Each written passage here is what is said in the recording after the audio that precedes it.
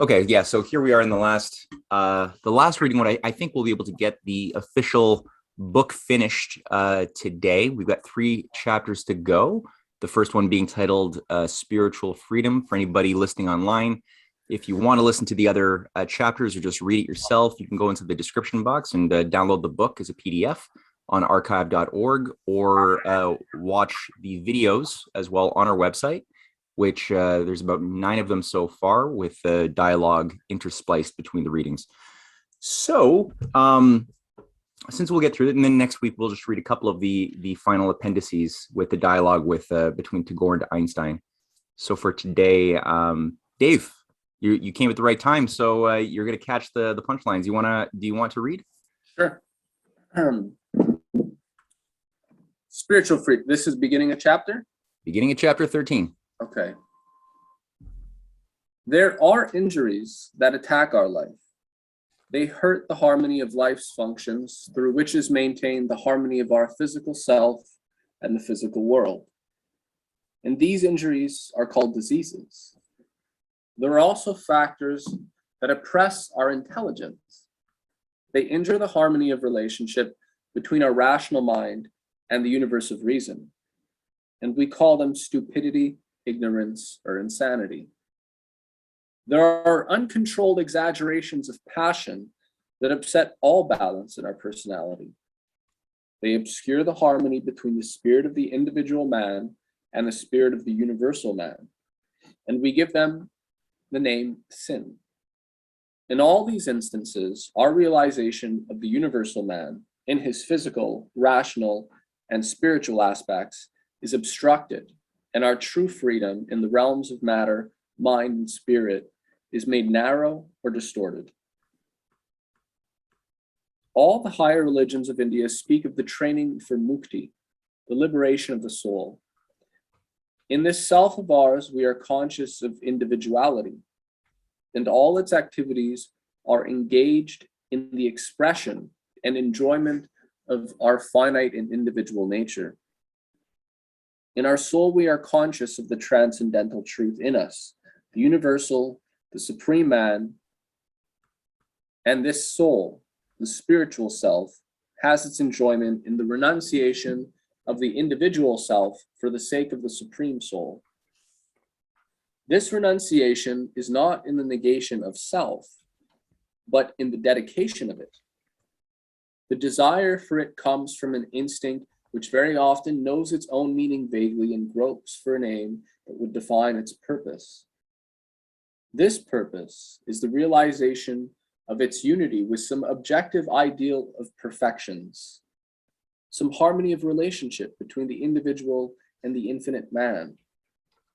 It is of this harmony, and not of a barren isolation, that the Upanishad speaks, when it says that truth no longer remains hidden in him who finds himself in the all. Once, when I was on a visit to a remote Bengali village, mostly inhabited by Mohammedan cultivators, the villagers entertained me with an operatic performance, the literature of which belonged to an obsolete religious sect that had wide influence centuries ago. But the religion itself is dead. Its voice still continues preaching its philosophy to a people who, in spite of their different culture, are not tired of listening.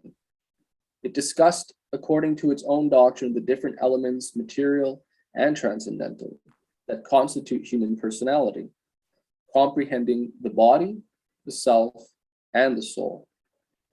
Then came a dialogue, during the course of which was related the incident of a person who wanted to make a journey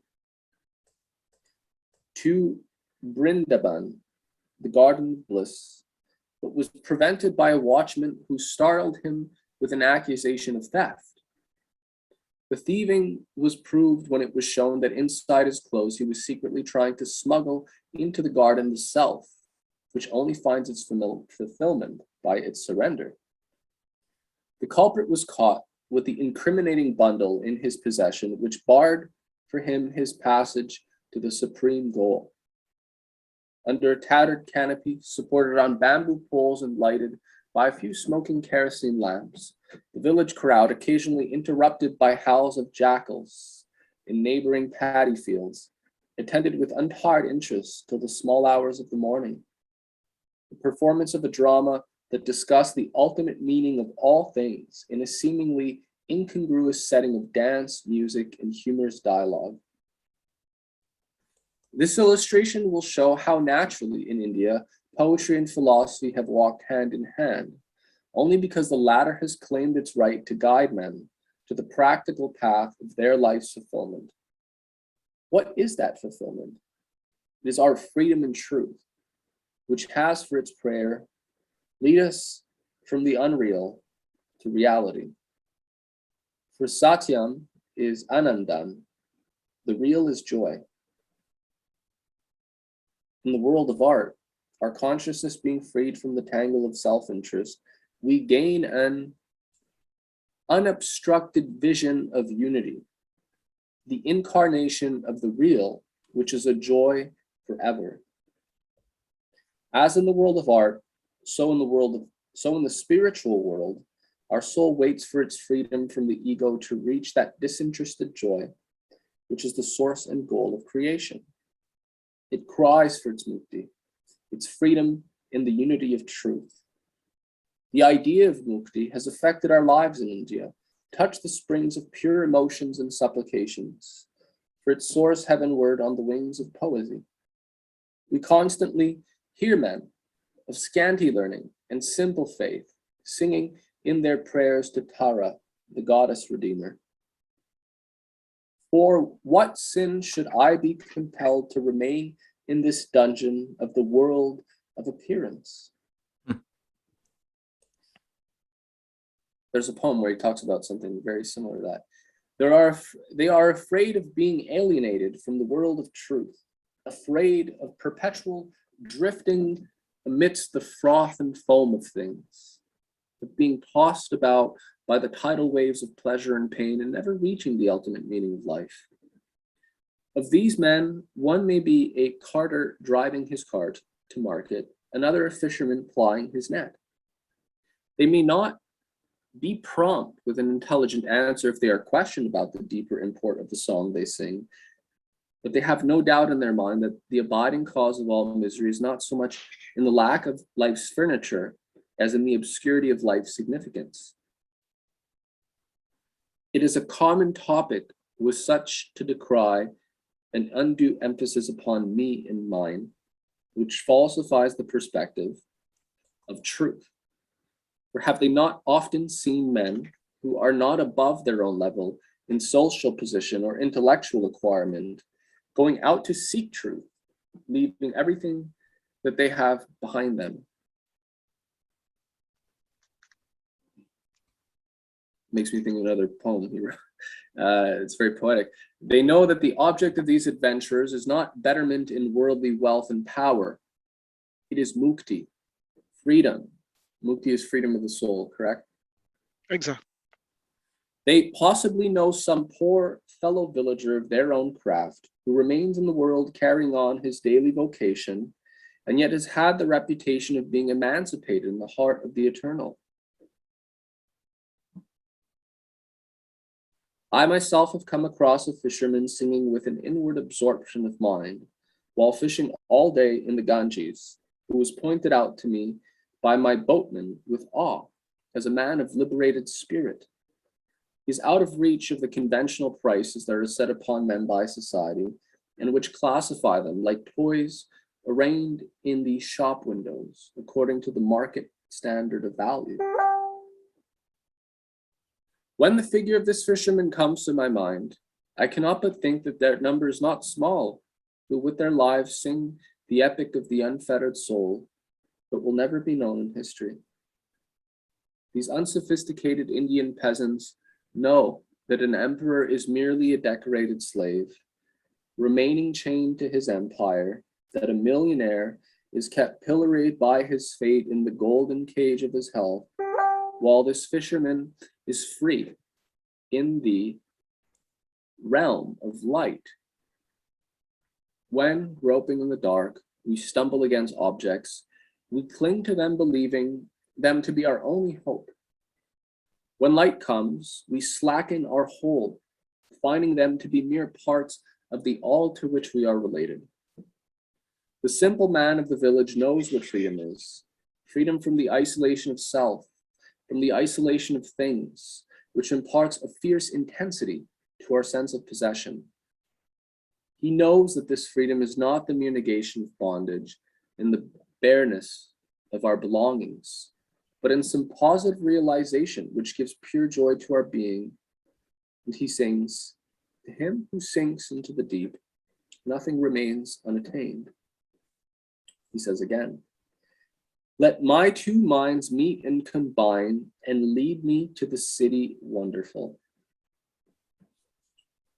When that one mind of ours, which wanders in search of things in the outer region of the varied, and the other which seeks the inward vision of unity, are no longer in conflict, they help us to realize the ajab, the anikrvahaniya, the ineffable. The poet Saint Kabir has also the same message when he sings, by saying that supreme reality only dwells in the inner realm of spirit, we shame the outer world of matter. And also, when we say that he is only in the outside, we do not speak the truth. According to these singers, truth is in unity. That's right. And therefore freedom is in its realization. The texts of our daily worship and meditation are for training our mind to overcome the barrier of separateness from the rest of existence and to realize advaitam, the supreme unity, which is anantam, infinitude. It is philosophical wisdom having its universal radiation in the popular mind in India that inspires our prayer, our daily spiritual practices. It has its constant urging for us to go beyond the world of appearances, in which facts are alien to us, like the mere sounds of foreign music. It speaks to us of an emancipation in the inner truth of all things, where the endless many reveal the one. Freedom in the material world has also the same meaning expressed in its own language. When nature's phenomena appear to us as irrelevant, as heterogeneous manifestations of an obscure and irrational caprice, we lived in an alien world, never dreaming of our Swaraj within its territory. Through the discovery of the harmony of its working with that of our reason, we realize our unity with it, and therefore our freedom. Those who've been brought up in a misunderstanding of this world's process, not knowing that it is one with themselves through the relationship of knowledge and intelligence, are trained as cowards by a hopeless faith in the ordinance of a destiny darkly dealing its blows. They submit without struggle when human rights are denied them, being accustomed to imagine themselves born as outlaws in a world constantly thrusting upon them incomprehensible surprises of accidents. Also, in the social or political field, the lack of freedom is based upon the spirit of alienation, on the imperfect realization of the one. There, our bondage is in the tortured link of union. One may imagine that an individual who succeeds in disassociating himself from his fellows attains real freedom, inasmuch as all ties of relationship imply obligation to others. But we know that, though it may sound paradoxical, it is true that in the human world, only a perfect arrangement of interdependence gives rise to freedom. The most individualistic of human beings who own no responsibility are the savages who fail to attain their fullness of manifestation. They live immersed in obscurity, like an ill-lighted fire that cannot liberate itself from its envelope of smoke. Only those who may attain their freedom from the segregation of an eclipsed life, who have the power to cultivate mutual understanding and cooperation. The history of the growth of freedom is the history of the perfection of human relationship.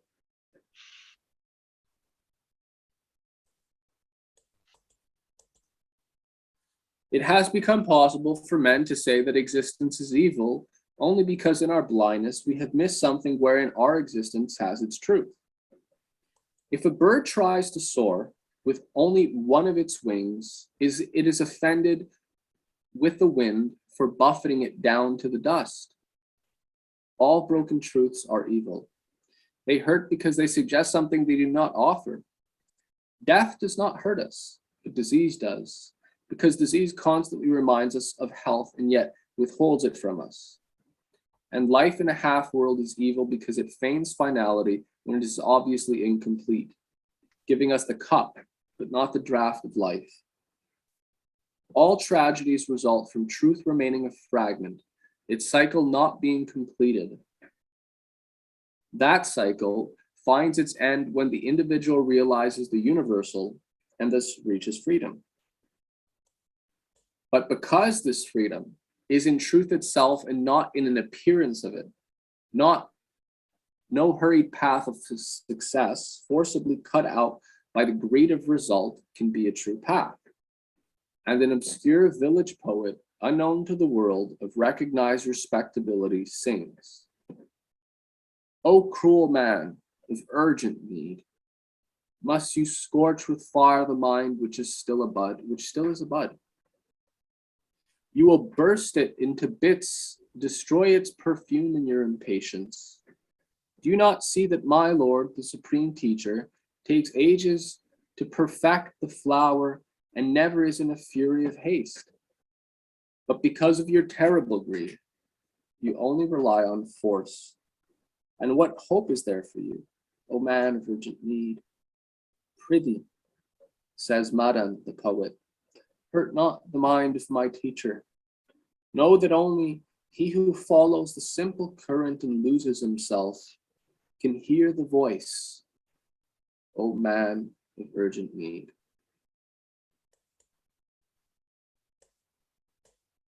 Do I finish this chapter or? Yep. This poet knows that there is no external means of taking freedom by the throat. It is the inward process of losing ourselves that leads to it. Bondage in all its forms has its stronghold in the inner self and not in the outside world. It is in the dimming of our consciousness, in the narrowing of our perspective, in the wrong valuation of things. Let me conclude this chapter with a song of the Bell Sect in Bengal, over a century old, in which the poet sings of the eternal bond of union between the infinite and the finite soul, from which there can be no mukti, because love is ultimate, because it is an inner relation which makes truth complete, because absolute independence is the blankness of utter servility. The song runs thus. It goes on blossoming for ages, the soul lotus, in which I am bound, as well as thou, without escape. There is no end to the opening of its petals, and the honey in it has so much sweetness that thou, like an enchanted bee, canst never desert it, and therefore thou art bound, and I am, and mukti is nowhere. Beautiful. I think that's it. Yeah, that's it. Yeah, that's glorious. Yeah, if you take a closer look at these poets. The last ones that he mentions, is that the one that Osho also mentioned? Several people, I think, mentioned similar. Kabir? This Bengali sect or something? Yeah, the balls. Yes, the balls. Meaning the lovers of the beloved. Okay, I'll have to take a closer look at that. Yeah. It's written Baul. Baul. Okay. Yeah. I think I believe that in the appendix, there's going to be a discussion of this. Yeah, the Bell Sect in Bengal. Is that the sect that he described that had? Oh no, he described an ancient religion that had fallen out of practice, and yet the Muslims, that was it, right? The predominantly Muslim population was still singing the songs of this ancient religious group, but that's not the same thing as the Bell Sect, right? No, not exactly the same thing. But you have to understand that in India, the Muslim are quite in togetherness with the Hindus in spite of all political appearances when speaking of religious and spirituality. And despite the British. Yes. But I would say that the British made some divisions inside the ruling class, Muslim side and Hindu side, but the regular people were not too much affected by this because the British were not interested in the regular people because they didn't have anything to give them. Right. Well, I like the idea that what he was saying about the fishermen. I mean, because yeah, I mean, I've thought about stuff like that too. You know, like should the fishermen not have as much ability to attain spiritual freedom and you know, joy as the soak, if not more than, let's say, the king or the, you know, these other people that are in much more complicated situations within the temporal realm, not within the spiritual realm is, you know, as complicated or for the peasant as for the sage in a sense. I mean, they can both make that journey. The temporal may be different, but I like that idea, right? Properly, you know, understood. Yes, and I would say that the last three words of the chapter are very interesting. Mukti is nowhere. Okay, liberation is nowhere, meaning that liberation is not in the space-time dimension. Okay, because to be somewhere and at a certain time is in the space-time dimension. So a liberation is not in the space-time dimension when it's written that mukti is nowhere. And there's a play of word that you can do with nowhere, and maybe you already know that play of words. Nowhere can be separated into two, now here. Okay, so now here is also another way to say timelessness or eternity or the upper trigram or episteme, etc. Right. Well, yeah, for sure it was paradoxical, right? Because they were talking about the mukti before. I was thinking about it, and then it says mukti's nowhere, but before, weren't they just saying that, you know, you want mukti? But they're saying bound, right? But that you want to be bound, it's a different, you're bounded to a different quality of thing. So in that sense, you're not free. Is that some approximation? Does that make sense? It's exactly that. Yeah. It's exactly that. Okay, because the personality, the individuality, the universal self. So mukti is in the universal self, or a down-to-earth way to say it is mukti is nowhere, because to be somewhere and at a specific time. Okay, yeah, okay. Yeah, and to be somewhere in a specific time, it's the role of the personality, and to a certain extent of the individuality, because the individuality is a more powerful personality. Okay, because a personality, once again, the collection of masks given to you by people having influence and authority upon you, and when you're capable to rebel and to do your things, you will be capable to play with those masks. But there will be one major mask that will be master of your mask, and that major mask is your individuality. Okay, where is your your terrestrial king, if you want. Yeah. But it's still somewhere. It's still somewhere. And liberation is truly going into the universal consciousness, in timelessness, in eternity. And there, mukti is nowhere because it's above, beyond space-time. Okay. And you will still have a body, okay? As long as your machine is capable to keep on its vitality given to you by nature through your parents, the body will keep on with its social roles and so on. But the center of your reality is no more in the personality or the individuality. Why you need to go through an individuality? Because a slave cannot go to the absolute, okay? The personality is a slave because those are masks given to you by others. And you need to go through the individuality because you begin to be a half master, if you want, okay? You choose from that collection of mass something that suits you more. Right. And from the personality, from being a half master, you will go to the true master, which is not something that you can create, but which is the foundational fabric of the universe, and which is the foundational reality of everyone.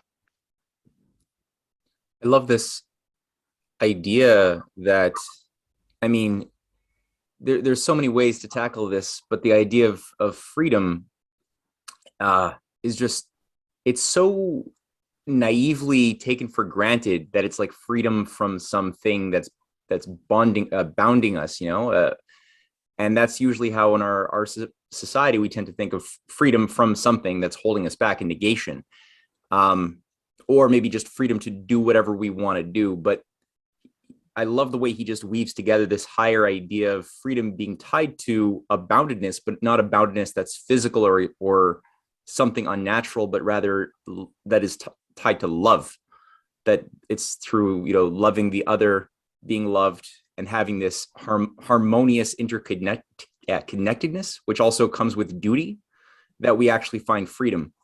So there's this paradoxical quality to it.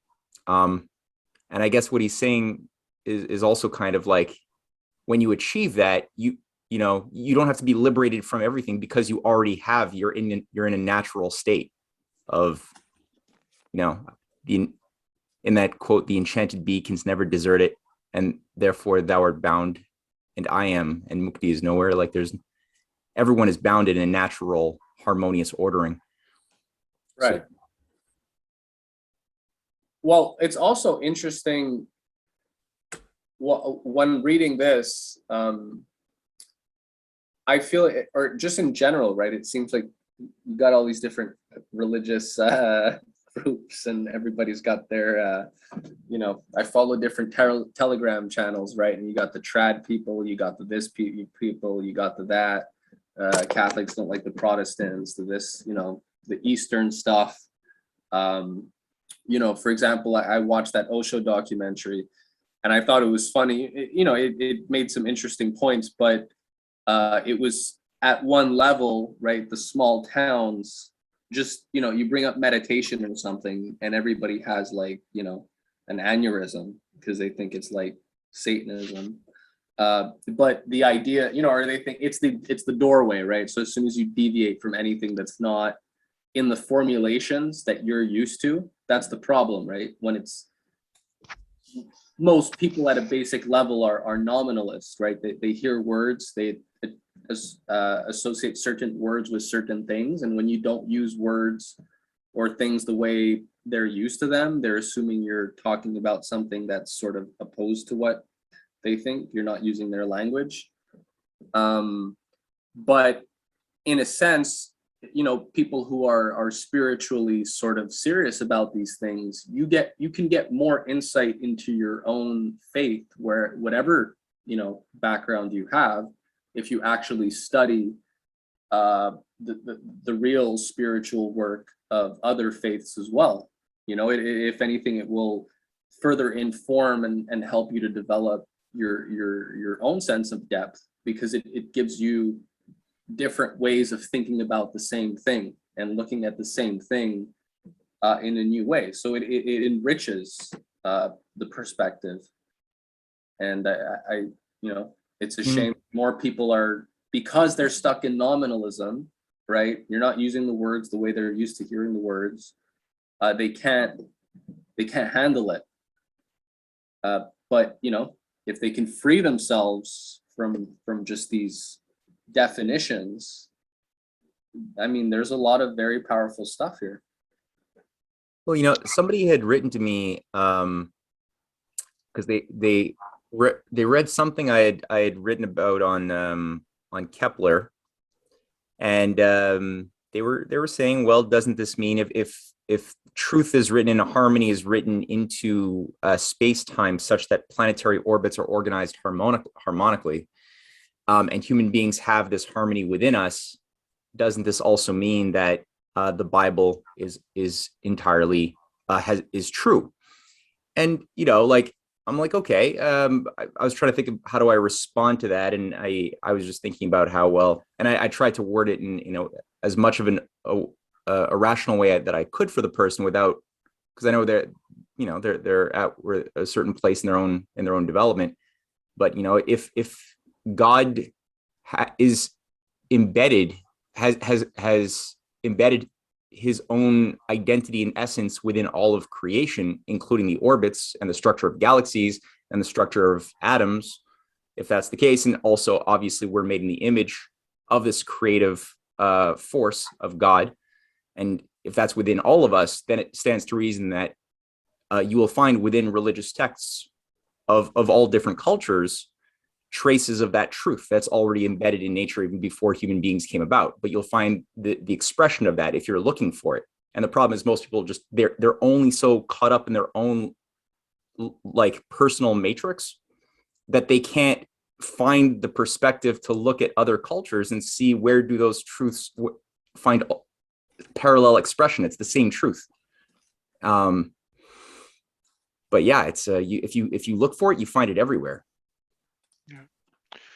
I would like to ask that most of the time the word materialism is associated with the worship of objects, but the worship of what they call nominalism is also materialism. Mm-hmm. Right. All right. And that incriminates a lot more people when you put it that in terms of people that are guilty of doing that. It's so destructive. Yeah. Interestingly, one of the ladies I saw, there were some interesting comments to the recent article there on NLP, and you know, different people were like, how do you break frames? You know, people were like asking like, how do we get out of this? And some people had thoughtful comments. One lady, it was just funny, but she was just like in bold, don't use, you know, if you don't want to get stuck in the frames, don't use their language. But I thought that was an interesting point, right? Because even in a positive light, as soon as people get stuck with one kind of lexicon, right, and then they meet somebody who doesn't share their lexicon, in developed individuals, there's a period of where you have to get used to knowing, like, you guys have to calibrate to know how people are thinking about the same things, because they're being expressed differently.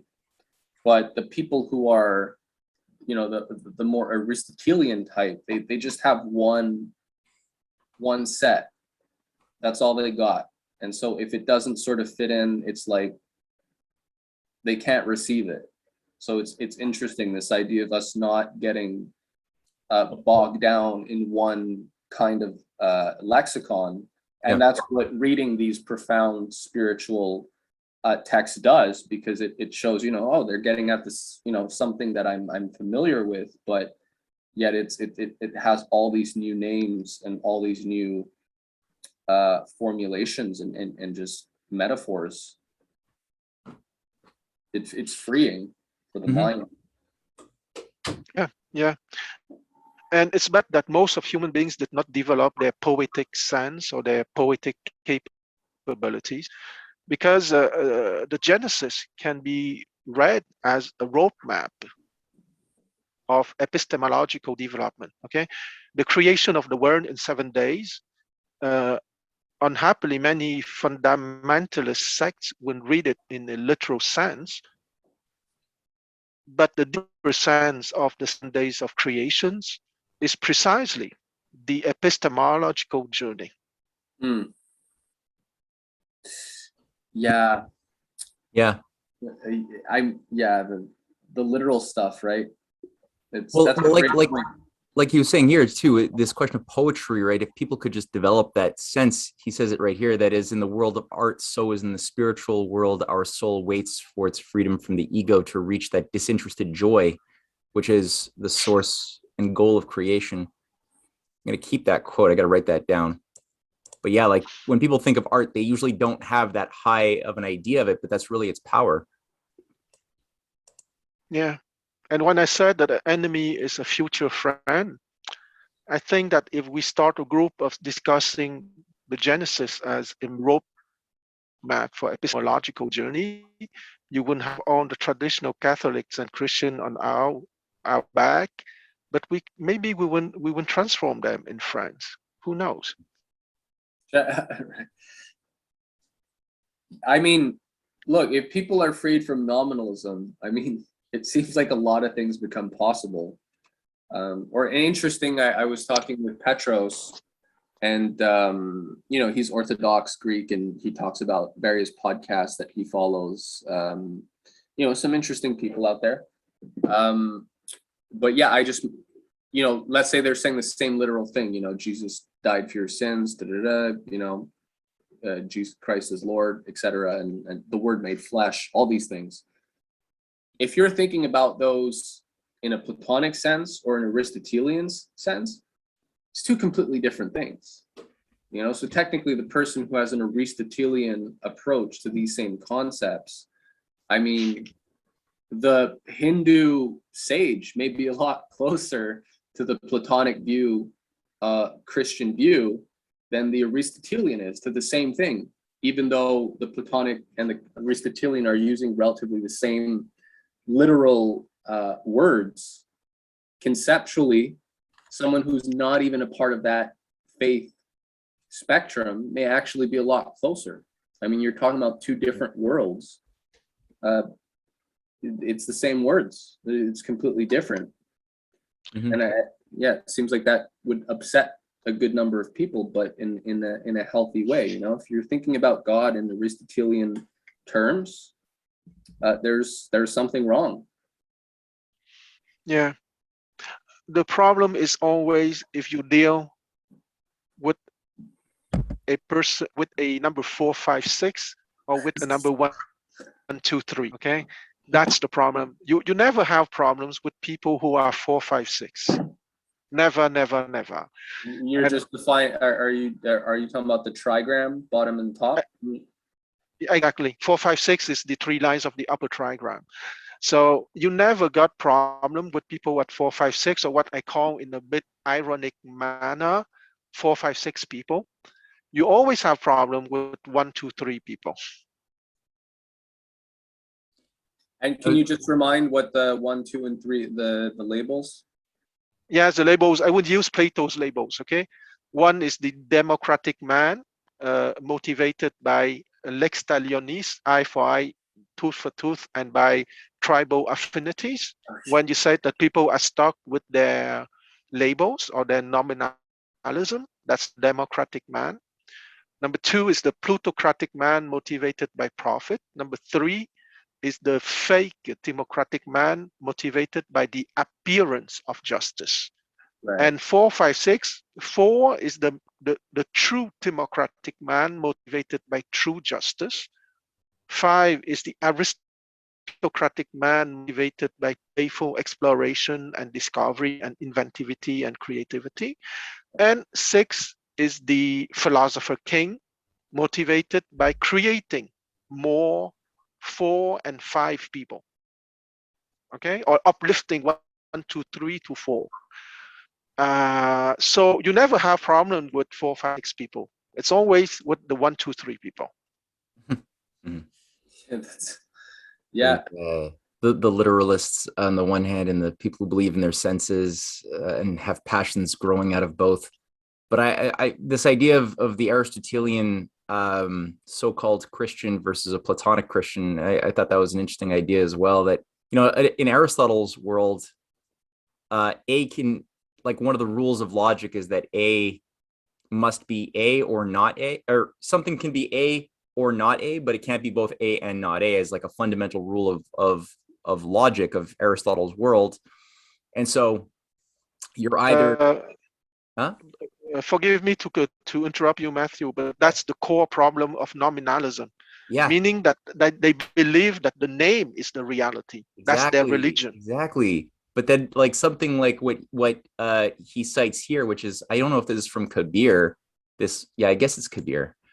Where let my two minds meet and combine and lead me to the city wonderful. And then later on, Kabir says, by saying that supreme reality only dwells in the inner realm of spirit, we shame the outer world of matter. And also, when we say that he is only in the outside, we do not speak the truth. Where it's like, you know, one might think that either you are you're subjective, like you have a subjective reality inside yourself, or you have an objective reality outside of yourself. But it's one or the other. You can't have both. You can't be both objective and subjective. It's A or not A, right? Subjective or not subjective. But he's just in this one little poetic thought getting across that no, this is a false duality. There's not, you know, it'd be shameful to think that truth is only found inside of you or just outside of you. It is both. And this wall of this division is an illusion. All great art and all great poetry does that, right? It's all breaking down the subjective objective barrier and getting you to realize that you're both subjective, you're both an I, but you're also objective. Your I also has objective existence. and conceptually, sorry, go ahead, Quan. No, go ahead. Go. I had this thought before. This is baseline, word made flesh. That's actually the baseline, like conceptually. That's a good one. Which is why Kuza's, you know, always so great, because he's always making sure to give a conceptual framework to anything said, right? Because that's where the real profundity is, you know. If it's just like, if everything is just literal, I mean, you know, anybody can say these things, you know, anybody can spout these literal, you know, descriptive nominalizations, but the word made flesh. And that's where LaRouche wrote, what is God that man is in his image? Right. Have you read that one, Quan? Yeah. Nice little inversion there. But it starts by you know, him defending John Paul II for criticizing some I don't know if it was Hindus or Buddhists. No, it was Buddhist. It was a branch of Buddhism that he was criticizing. And I mean, it was just an argument. He wasn't like saying, you know, these are bad people. He was saying exactly what we're talking about. If you're making a dichotomy between the material world and the spiritual world, where you're ascribing one to have some sort of intrinsic evil, and I mean, you'll get this referenced in different ways and different. Well, just to be clear, Dave, what he was criticizing in that particular paper was the idea of those who pursue enlightenment by cutting themselves off of the external world and going purely inward. So that approach to enlightenment of meditation is what he was criticizing. Yeah, exactly. Yes. Well, there's a name for that. It's called the quietism. And all major religions in the world has a quietism branch, if I may say so. Because the fact that you wouldn't go to a retreat for a certain number of weeks or months but with the idea to strengthen the power of your inner awareness, that's one thing, okay? But if you think that you can live only in the ethereal world of pure awareness when you're still on earth, that's quietism. Mm. Mm-hmm. Right. Yeah, it's a good point. Yeah, every single culture has expression, like has that, trying to find the Yes, divine by cutting yourself off from the world ultimately, which is rooted in usually some form of cynicism and pessimism about human nature and the world around you, because people behave in a very ugly way often around one's personal life. And if you just believe your senses and that's what really human nature is in its essence, you will be like, well, I'm going to pursue God where I don't see evil, which is everywhere around me, which I'm just going to go into myself and cut myself off of my my coherence with the social body that I don't want to be a part of. yes, Go yes, climb a mountain and exactly. just like meditate and forget, forget about the world. Yeah, and that really assumes everything is fixed, right? Like, what about turning evil people good, or maybe not evil, but Corrupt. Yeah. Bringing out Um, disharmonious people harmonious. all Misguided people, misguided people. Okay. Misguided. Yeah. well, this is where the apostles, right? Saint Paul, or Apostle Paul, chief of sinners. He called Yeah, himself the chief of sinners. Um, yeah, and this is where the idea of grace comes in. Mm-hmm. So, yeah, the cynicism is really that's a sin, right? Because even I think I've talked about this with Matt before. I think we were talking about Leibniz, like even the death penalty. Why not have the death penalty? Because you don't want to let them win. Like, the person has committed evil acts, their soul is still a real soul. It still has a quality of divinity to it. The fact that they wasted it and they threw it away and they really, really ruined it, that doesn't take away from the fact that there is something intrinsically divine, or as Matt said, they were once a baby, like they weren't evil babies, or at least I don't think they're evil babies. Maybe there's an interesting story there, but so yeah, you don't kill them because you're not going to dignify the fact that they have done something wrong. You're still not going to let the fact that there's something sacred about the soul and the individual, you're not going to let people take that away. It's still there. So there's punishment, but it's their failing to have done something good with it. Not that it's intrinsically bad. It's how they used it that was bad. How they used Well, their at the very beginning of this chapter, I think it was the first time I've ever seen Tagore use the word sin in this entire book, where he was describing the connection between the individual spirit of man and the universal personality, the universal spirit, and that being our natural state to come into coherence with that.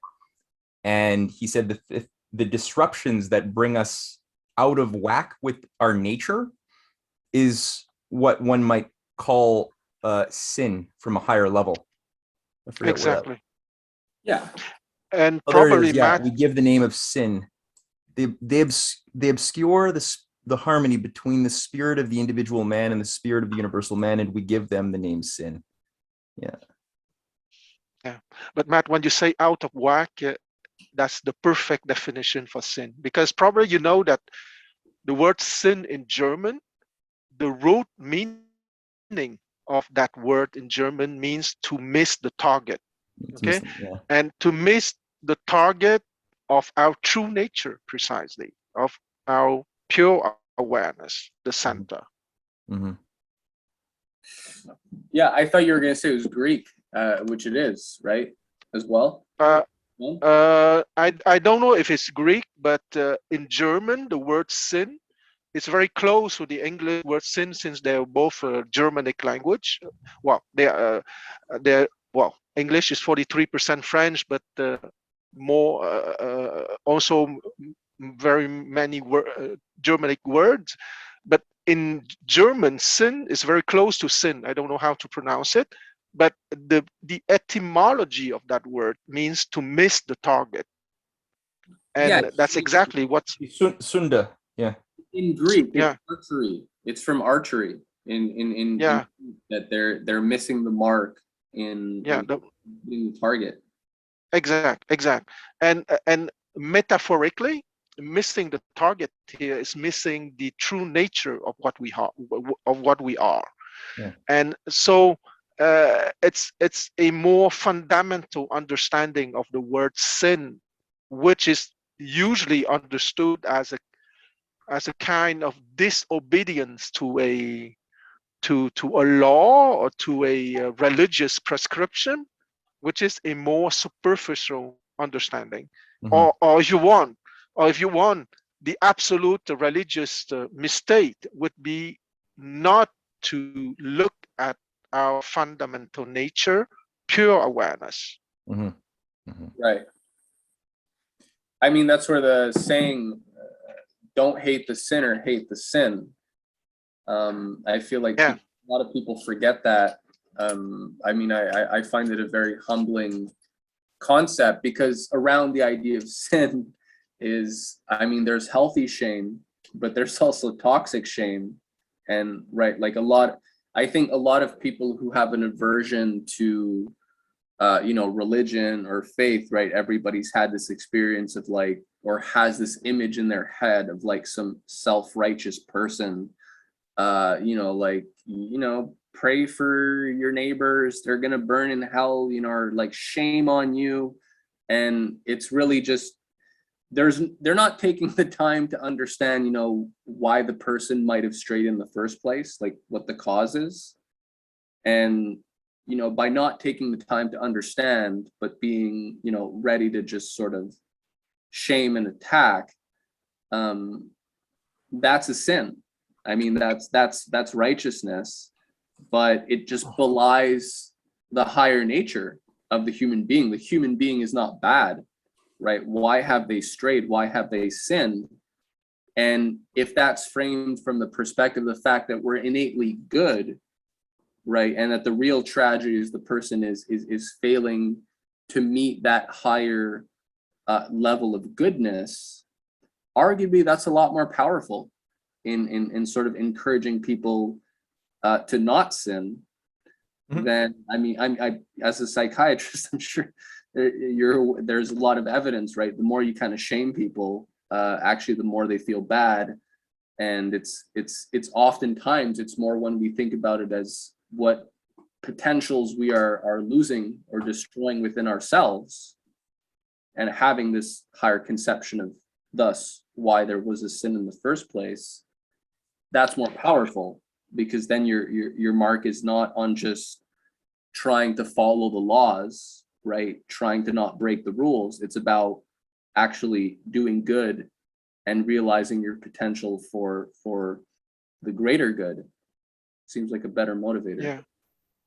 Yeah, but I have a down-to-earth explanation for that.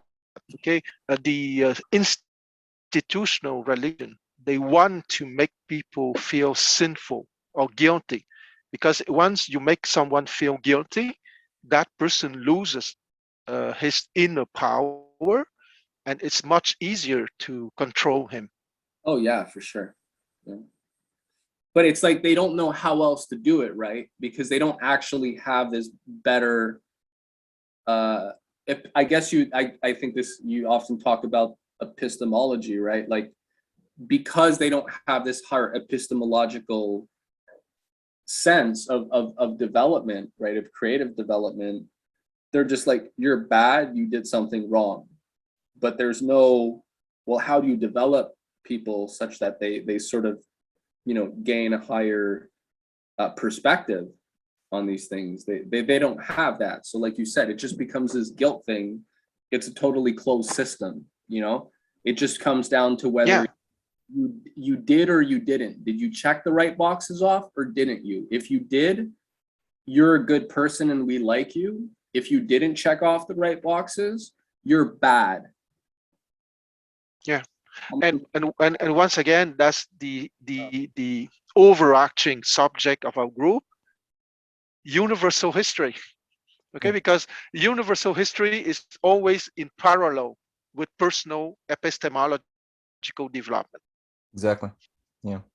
Which is the pursuit of finding sovereignty, right? Of each individual, because the idea is you can have a city of God whenever every person comes into harmony between their personal desires and their conscience and their duty and their reason. So when you have a harmonization of that, then you have sovereign beings, like citizens actually capable of making judgments and having a power of consistent wisdom, finding pleasure in the acts of wisdom and the arts that bring you into greater coherence with wisdom.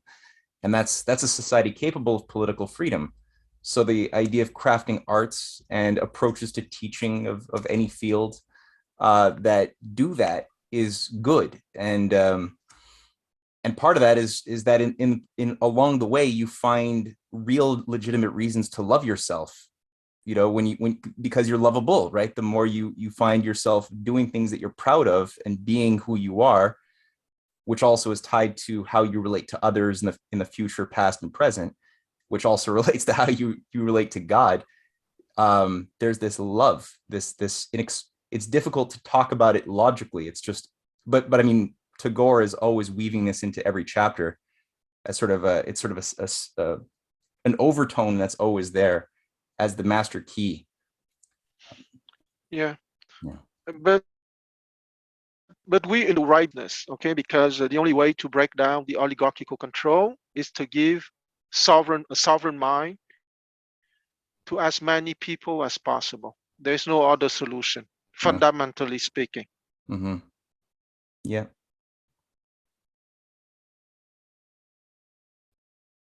Well, on that note, do we want to proceed onward? Sure. Oh, hey, Kevin. Hey. You there? I was going to say, how about on this note, Gaspard Monge, my favorite line was, better to have Republicans and no republic than a republic and no Republicans. Yeah. That's a great line. Yeah. Yeah. Perfect. Well, let's see. How is your connection there, Kevin? If you've got a good connection, would you like to read, or are you busy?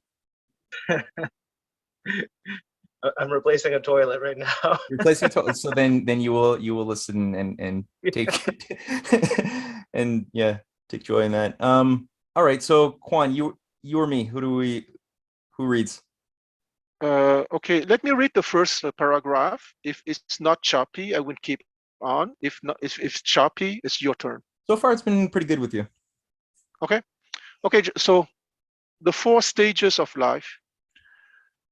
I have expressly said that I have concentrated my attention upon the subject of religion, which is solely related to man, helping him to train his attitude and behavior towards the infinite in its human aspect. At the same time, it should be understood that the tendency of the Indian mind has ever been towards that transcendentalism which does not hold religion to be ultimate, but rather as a means to a further end. This end consists in the perfect liberation of the individual in the universal spirit across the furthest limits of humanity itself.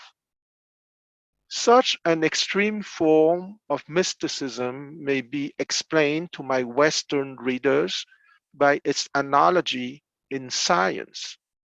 For science may truly be described as mysticism in the realm of material knowledge. It helps us to go beyond appearances and reach the inner reality of things in principles, which are abstractions. It emancipates our mind from the thraldom of the senses to the freedom of reason. The common sense view of the world that is apparent to us has its vital importance for ourselves. For all our practical purposes, the earth is flat. The sun does set behind the western horizon, and whatever may be the verdict of the great mathematician about the lack of consistency in time's dealings, we should fully trust it in setting our watches right. In questions relating to the arts and our ordinary daily avocations, we must treat material objects as they seem to be and not as they are in essence. But the revelations of science, even when they go far beyond man's power of direct perception, give him the purest feeling of disinterested delight and a supersensual background to his world. Science offers us the mystic knowledge of matter, which very often passes the range of our imagination. We humbly accept it, following those teachers who have trained their reason to free itself from the trammels of appearance or personal preferences. Their mind dwells in a personal infinity where there is no distinction between good and bad, high and low, ugly and beautiful, useful and useless, where all things have their one common right of recognition, that of their existence. The final freedom of spirit which India aspires after has a similar character of realization.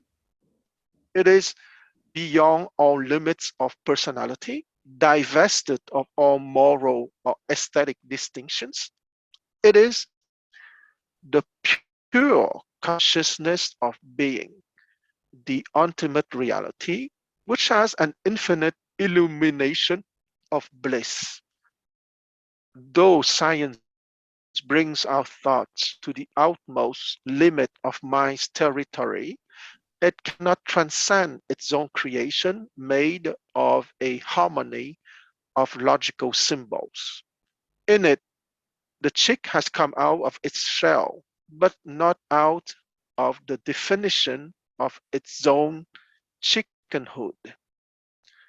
But in India, it has been said by the yogi that through an intensive process of concentration and quietude, our consciousness does reach that infinity where knowledge ceases to be knowledge. Subject and object become one, a state of existence that cannot be defined. We have our personal self, has its desires, which struggle to create a world where they could have their unrestricted activity and satisfaction. While it goes on, we discover that our self-realization reaches its perfection in the abnegation of self. This fact has made us aware that the individual finds his meaning in a fundamental reality comprehending all individuals, the reality which is the moral and spiritual basis of the realm of human values. This belongs to our religion. As science is the liberation of our knowledge in the universal reason, which cannot be other than human reason, religion is the liberation of our individual personality in the universal person who is human all the same. The ancient explorers in psychology in India who declare that our emancipation can be carried still further into a realm where infinity is not bounded by human limitations are not content with advancing this as a doctrine.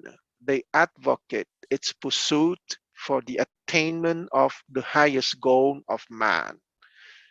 And for its sake, the path of discipline has been planned, which should be opened out across our life through all its stages, helping us to develop our humanity to perfection so that we may surpass it in a finality of freedom.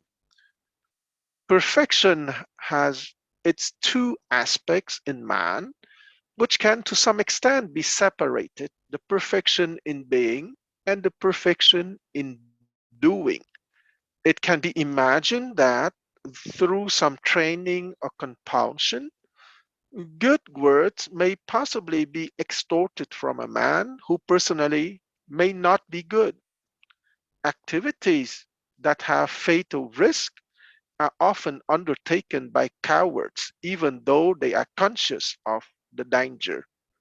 Such words may be useful and may continue to exist beyond the lifetime of the individual who produced them.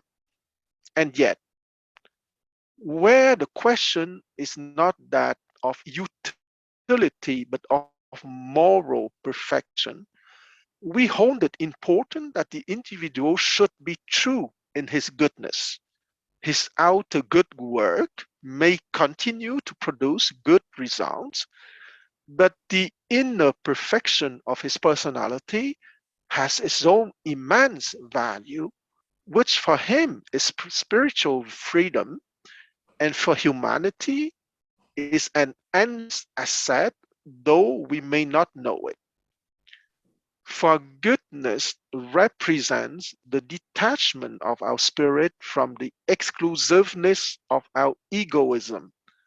In goodness, we identify ourselves with the universal humanity. Its value is not merely in some benefit for our fellow beings, but in its truth itself, through which we realize within us that man is not merely an animal bound by his individual passions and appetites, but a spirit that has its unfettered perfection. Goodness is the freedom of ourself in the world of man, as is love. We have to be true within, not for worldly duties, but for that spiritual fulfillment which is in harmony with the perfect, in union with the eternal. If this were not true, then mechanical perfection would be considered to be of higher value than the spiritual. In order to realize his unity with the universal, the individual man must live his perfect life, which alone gives him the freedom to transcend it. Doubtless, nature, for its own biological purposes, has created in us a strong faith in life by keeping us unmindful of death. Nevertheless, not only our physical existence, but also the environment which it builds up around itself, may desert us in the moment of triumph. The greatest prosperity comes to its end, dissolving into emptiness. The mightiest empire is overtaken by stupor amidst the flicker of its festival light.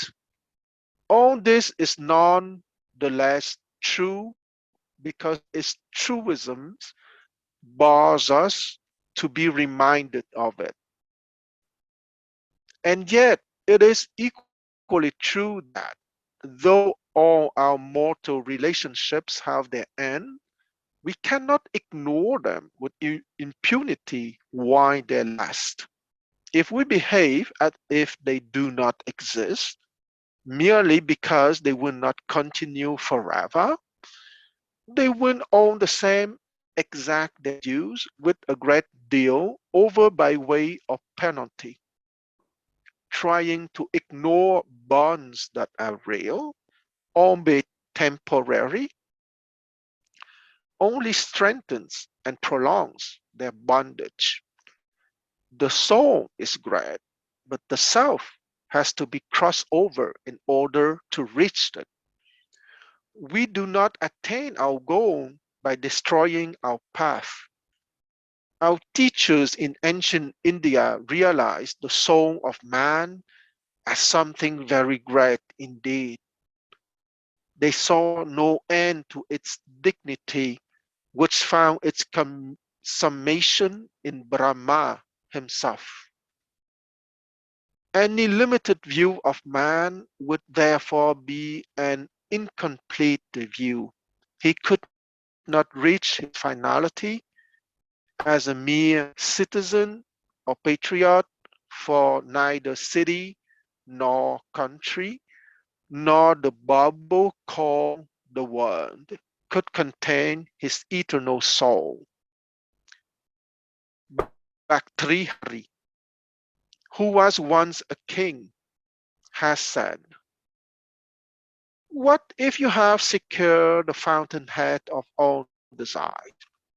What if you have put your foot on the neck of your enemy, or by your good fortune gather friends around you? What even if you have succeeded in keeping mortal bodies alive for ages? Tatakim, what then?" Sorry, what That does is to say, Tata Kim? Do you know what that means, Kwan? what then, Matt? Oh, it's okay. All right. So, that is to say, man is greater than all these objects of desire. He's true in his freedom. But in the process of attaining freedom, one must buy his will in order to save its forces from distraction and wastage, so as to gain for it the velocity which comes from the bondage itself. Those also who seek liberty in the purely political plane constantly curtail it and reduce their freedom of thought and action to that narrow limit which is necessary for making political power secure, very often at the cost of liberty of conscience. India had originally accepted the bonds of her social system in order to transcend society, as the rider puts reins on his horse and stirrups on his own feet in order to ensure greater speed towards his goal. The universe cannot be so madly conceived that desire should be an interminable song with no finale. And just as it is painful to stop in the middle of the tune, it should be as pleasant to reach its final cadence. India has not advised us to come to a sudden stop while work is in full swing. It is true that the unending procession of the world has gone on through its up and downs from the beginning of creation till today. But it is equally obvious each individual's connection therewith does get finished. Must he necessarily quit it without any sense of fulfillment? So, in the division of man's world life which we had in India, work came in the middle and freedom at the end. As the day is divided into morning, noon, afternoon, and evening, so India had divided man's life into four parts, following the requirements of his nature. The day is the waxing and waning of its light. So has man the waxing and waning of his bodily powers. Acknowledging this, India gave a connected meaning to his life from start to finish. First come Brahmacharya, the period of discipline in education. And to be exact, Brahmacharya is separated in two words, Brahma and Acharya. Okay, Brahma means the infinite consciousness, and Acharya meaning the teacher. So it means that infinite consciousness is our teacher.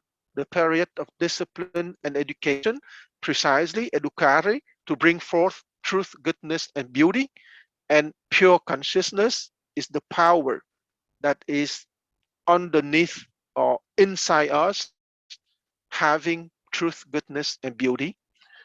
Then Gakhastia, or sometimes it's written Gihastia, but Gakhastia is the same. That of the Wern's word, or if you want, Gakhastia meanings the keeper of the house, okay, the master of the house. Then Vanaprasthya, the retreat for the loosening of the bonds, or Vanaprasthya meanings the retreat into the forest. And finally, Pravrajya, the expectant awaiting of freedom across death. We Very, have very come to much an echo of Socrates' idea of death as a liberation of the soul from the bonds of our senses. exactly, and the bonds of the senses is a very good expression, because the famous Sanskrit word Maya, that is often Maya, that is often mistranslated by illusion. Maya is simply the phenomenal world. Okay, so the world created by the sense perception and by the intellect, by the lower trigram. Hmm. And to be a slave is simply to think that the phenomenal world of sense perception and intellect is the only reality. And liberation is precisely to be in the upper trigram, but to keep on our lives being conscious that the center is in the upper trigram and not in the phenomenal world. And I keep on. We have come to look upon life as a conflict with death, the intruding enemy, not the natural ending. In impotent quarrel with which we spend every stage of it. When the time comes for youth to depart, we would hold it back by main force. When the fervor of desire slackens, we would revive it with fresh fuel of our own devising. When our sense organs weaken, we urge them to keep up their efforts. Even when our grip has relaxed, we are reluctant to give up possession. We are not trained to recognize the inevitable as natural, and so cannot give up gracefully that which has to go, but needs must wait till it is snatched from us.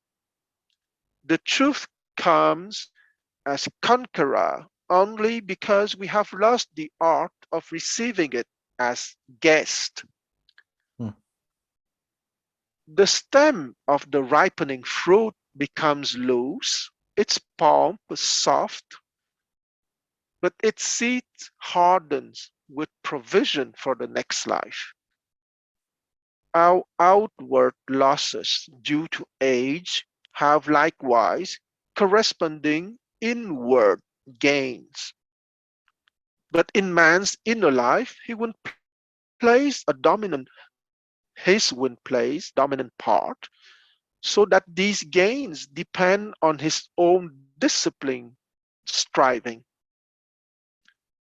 That is why, in the case of undisciplined man who has omitted to secure such provision for the stage, it is so often seen that his hair is gray, his mouth toothless, his muscles slack, and yet his stem hold on life has refused to let go its grip so much that he is anxious to exercise his will in regard to worldly details even after death.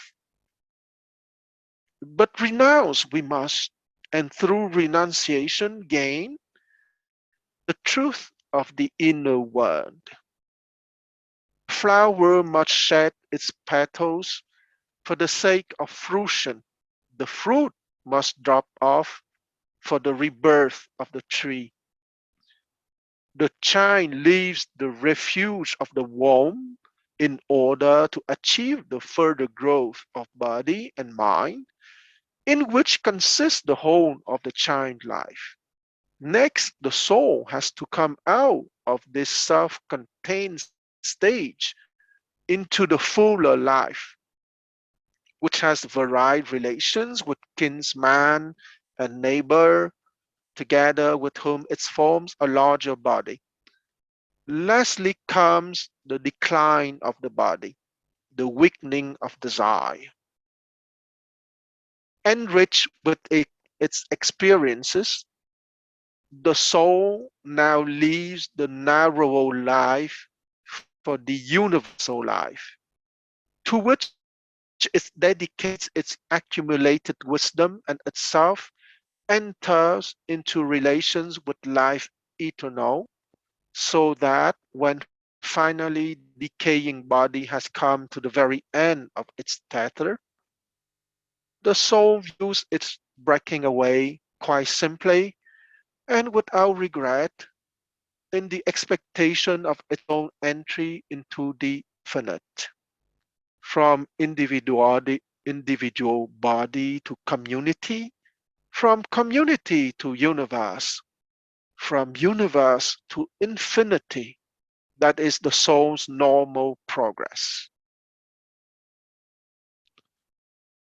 Our teachers, therefore, keeping in mind the goal of this progress, did not, in life's first stage of education, prescribe merely the learning of books or things, but Brahmacharya, the living in discipline, whereby both enjoyment and its renunciation would come with equal ease in the strengthened character. Life being a pilgrimage with liberation and Brahma as its object, the living of it was as a spiritual exercise to be carried through its different stages reverently and with a vigilant determination. And the pupil, from his very initiation, has this final consummation always kept in his view. Once the mind refuses to be bound by temperate requirements, these ceases to be any reason why it should cry halt at any particular limit. And so, like trying to extinguish fire with oil, its acquisitions only make its desire blaze up all the fiercer. That is why it is so essential to habituate the mind from the very beginning to be conscious of and desirous of keeping within the natural limits, to cultivate the spirit of enjoyment, which is allied with the spirit of freedom, the readiness for renunciation. After the period of such training comes the period of world life, the life of the householder, the grihastha. Manu tells us, okay, Manu is an Indian lawgiver, a legislator. It is not possible to discipline ourselves so effectively if out of touch with the world, as one pursuing the world life with wisdom. That is to say, wisdom does not attain completeness except through the living of life. And discipline divorced from wisdom is not true discipline, but merely the meaningless following of custom, which is only a disguise for stupidity. Nice words.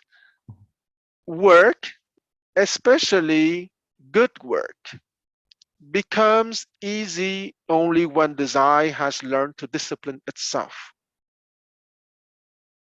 Then alone does the householder's state become a center of welfare for all the world, and instead of being an obstacle, helps on the final liberation.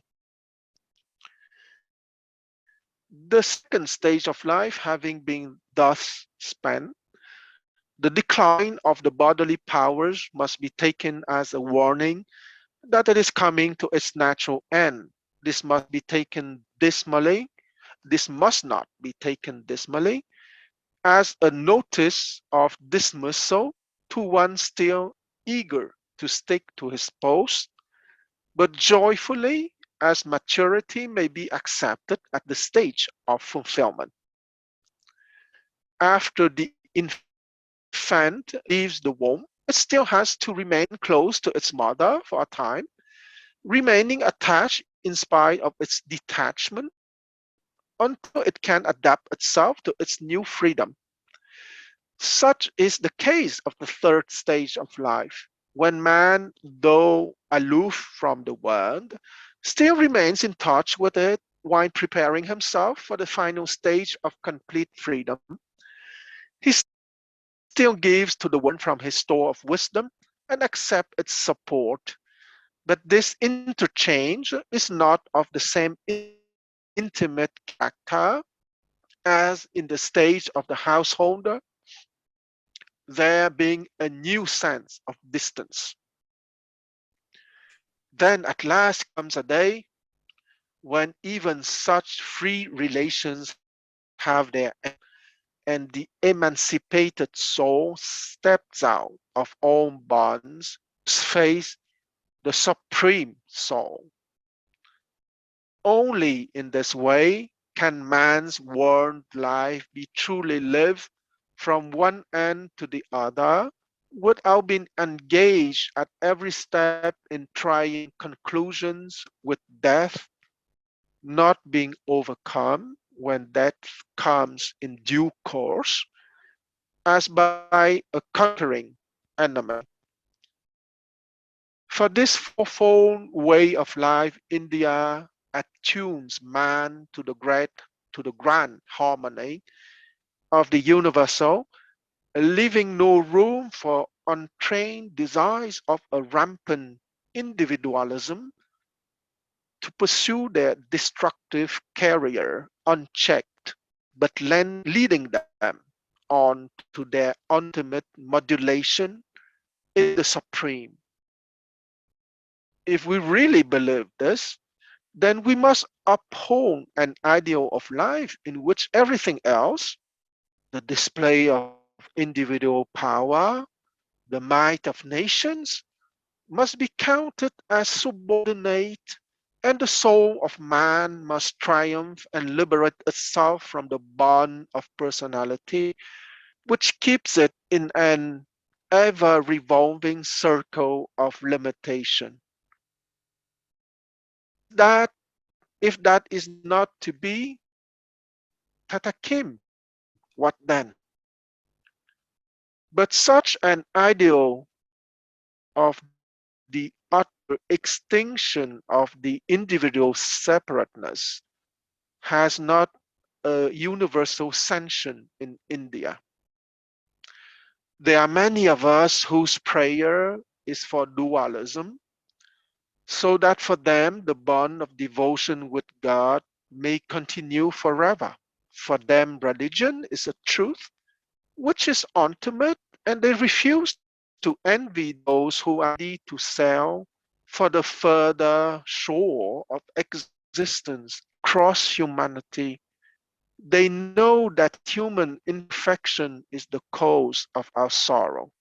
But there is a fulfillment in love within the range of our limitation, which accepts all suffering and yet rises above them. Well, again, so similar in spirit to that of Socrates and the Phaedo. Absolutely. Well, Matt, the first time I read the Phaedo, Socrates appears to me under the appearance of an Indian rishi, because it was his last lesson. Okay, Mhm. he said, "What is eternal in me?" Okay, when successively pieces of his body became dead, Mhm. and ultimately it was his last lesson: the soul is eternal. Mhm.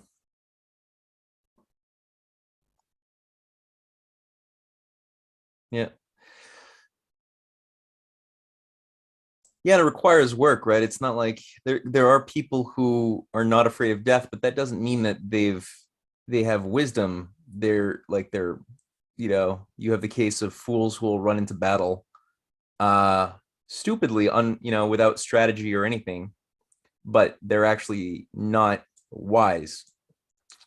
So to actually achieve that place where you discipline yourself, um in order to embrace the final liberation and actually have it as a liberation that you're less than afraid of, but you're actually joyful of in a sense.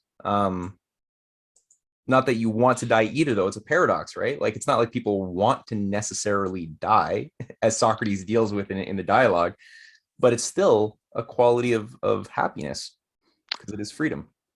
Uh, well, Socrates did not die, okay, because his friends proposed to him to run to Megara, okay, which is a city west of Athens, because one of his friends was a nobleman in that city and could have given him asylum very easily. But he refused because he said precisely that he was at the last stage of his life, and there's no meaning to keep on the identification with the mortal body.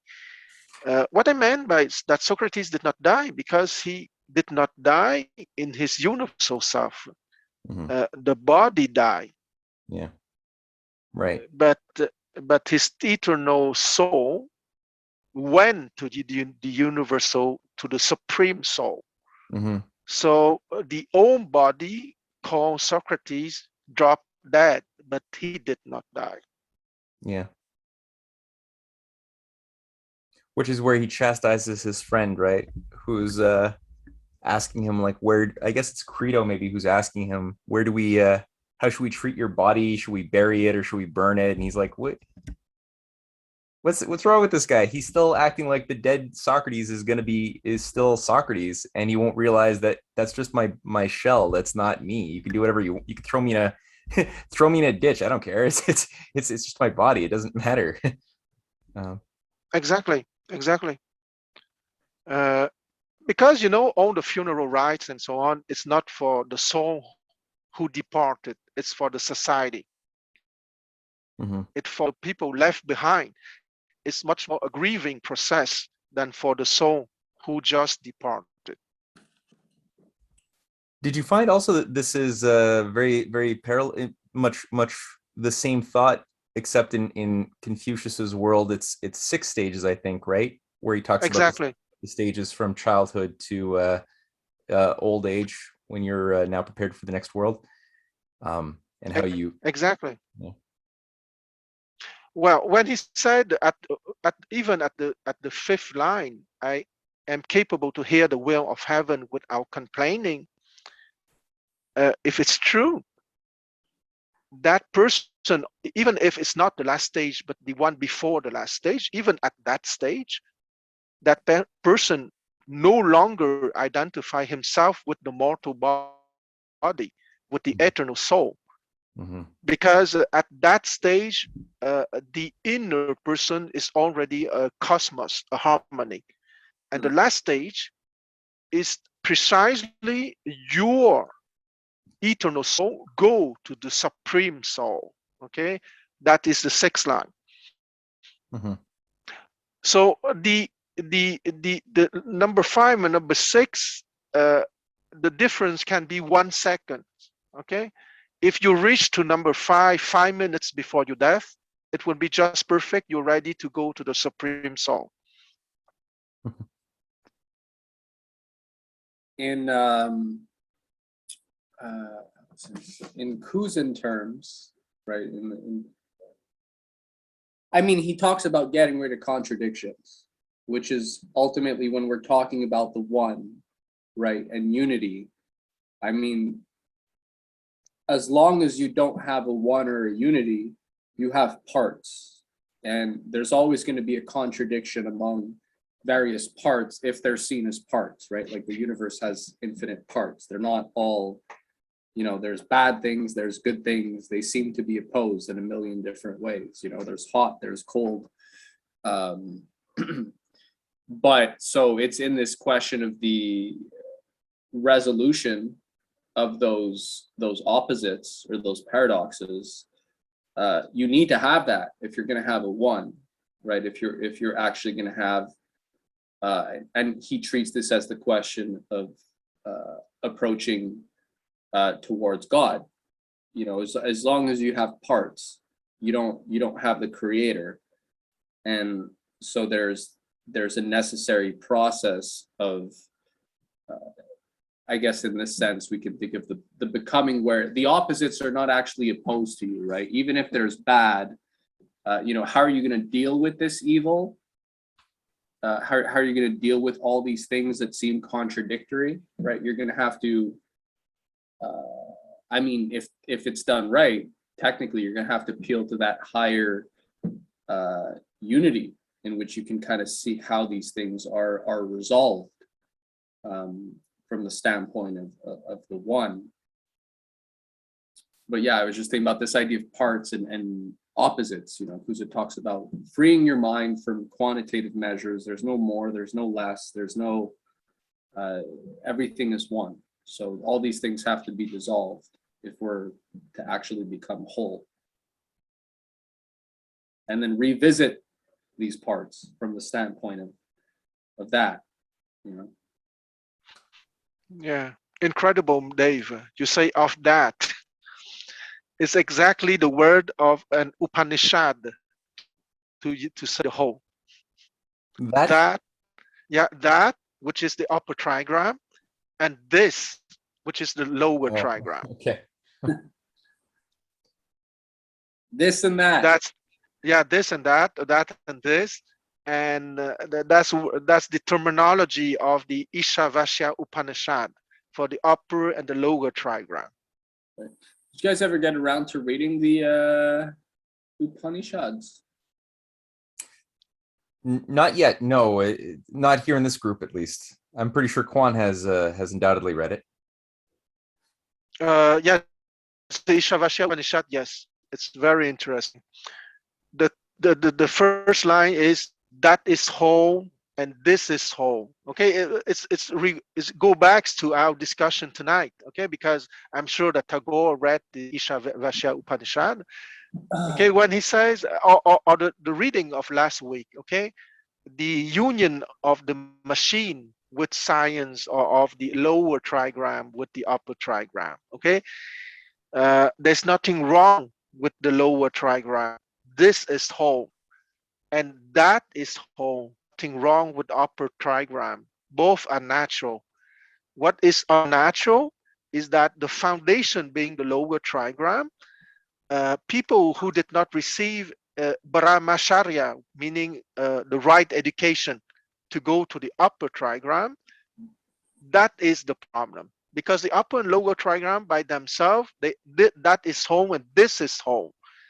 The problem is the lack of a path from the lower to the upper trigram. That is the problem.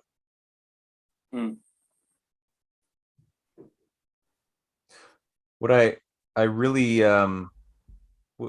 was touched by as well in this reading, before even this section of the four stages, he was speaking a little bit about the two perfections of being and doing, which also sort of reflected the two realities of being and becoming, I found, and how, you know, even somebody who is not ignoble could do a noble deed as an action, but they don't have that goodness in their heart. It's, you know, it's good that they did it, and it might even live on after they die. And, you know, I was thinking of examples like Thomas Jefferson, the slave owning, uh you know, he was a low level person in many ways, though he did good things, and he certainly wasn't evil, but much lower than many of the noble actions that did live on after him in a good way.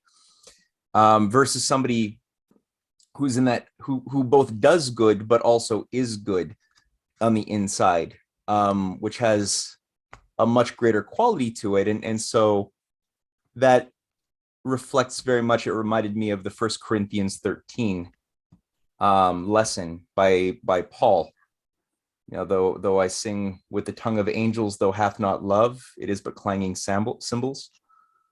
Yeah. And you could do all of these different good deeds, behavioralistic, as far as like somebody just going by the rules, going by ritual and not doing things for the right reason. You can get a lot of good deeds, behavioristically speaking, but it's not participating in the true and the good and the beautiful.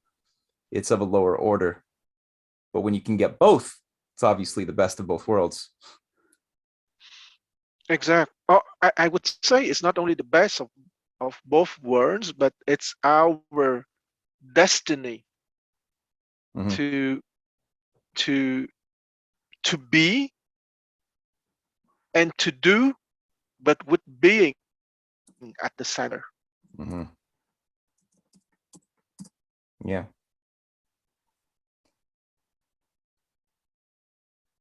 Otherwise, it's there's a lot of vanity.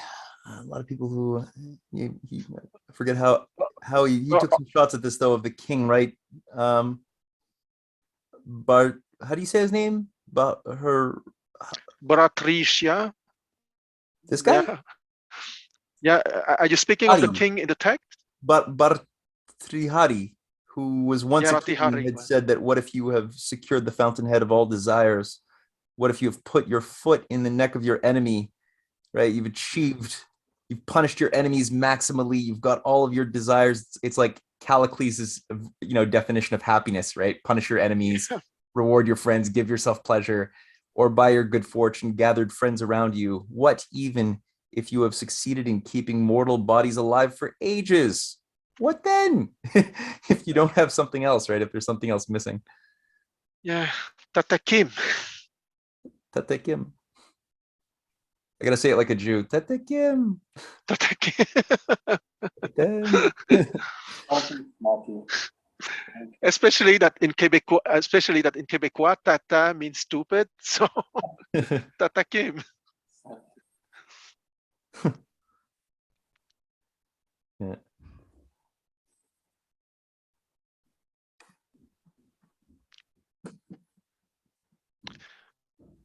Do you want to read the conclusion, Matt? I guess I should. Hey, we're so close. Okay, let's just do that. All right. Conclusion. Chapter 15. In the Sanskrit language, the bird is described as twice born, once in its limited shell, and then finally in the freedom of the unbounded sky. Those of our community who believe in the liberation of man's limited self in the freedom of the spirit retain the same epithet for themselves. In all departments of life, man shows this dualism, his existence within the range of obvious facts and his transcendence of it in a realm of deeper meaning. Having this instinct inherent in his mind, whichever suggests to him the crossing of the border, he has never accepted what is apparent as final, and his incessant struggle has been to break through the shell of his limitations.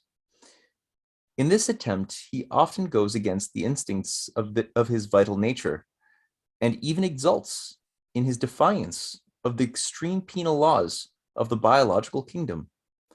The best wealth of his civilization has been achieved by his following the guidance of this instinct in his ceaseless adventure of the endless further. His achievement of truth goes far beyond his needs, and the realization of his self strives across the frontier of its individual interest. This proves to him his infinity and makes his religion real to him by his own manifestation in truth and goodness. Only for man there can be religion, because his evolution is from efficiency in nature towards the perfection of spirit. According to some interpretations of the Vedanta doctrine, Brahman is the absolute truth, the impersonal it, in which there can be no distinction of this and that, the good and the evil, the beautiful and its opposite, having no other quality except its ineffable blissfulness in the eternal solitude of its consciousness, utterly devoid of all things and thoughts. But as our religion can only have its significance in this phenomenal world comprehended by our human self, this absolute conception of Brahman is outside the subject of my discussion. What I have tried to bring out in this book is the fact that whatever name may have been given to the divine reality, it has found its highest place in the history of our religion owing to its human character, giving meaning to the idea of sin and sanctity, and offering an eternal background to all the ideals of perfection which have their harmony with man's own nature. We have the age-long tradition in our country, as I have already stated, that through the process of yoga, man can transcend the utmost bounds of his humanity and find himself in a pure state of consciousness of his undivided unity with Parabrahman. There is none who has the right to contradict this belief, for it is a matter of direct experience and not of logic. It is widely known in India that there are individuals who have the power to attain temporarily the state of samadhi, the complete merging of the self in the infinite, a state which is indescribable. While accepting their testimony as true, let us at the same time have faith in the testimony of others who have felt a profound love, which is the intense feeling of union for a being who comprehends in himself all things that are human in knowledge, will, and action. And he is God, who is not merely a sum of total facts, but the goal that lies immensely beyond all that is comprised in the past and the present.